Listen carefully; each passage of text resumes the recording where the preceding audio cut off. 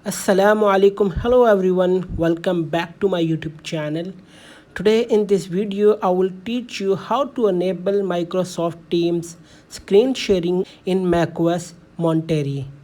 So without wasting any time, let's get started. First, open the System Preferences app on your Mac. On the System Preferences menu, select Security and Privacy in the second line.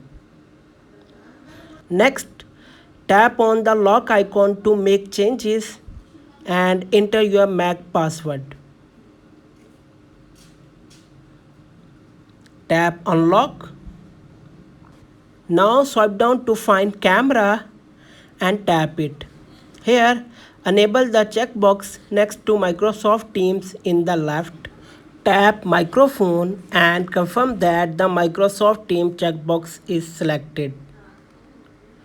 Now swipe down and tap Screen Recording. Select the checkbox for Microsoft Teams here as well. Now go back to the System Preferences and tap Sharing.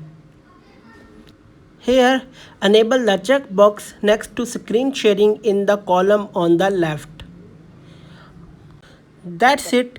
Like and share this video with your friends. Subscribe to our YouTube channel. Thanks for watching this video.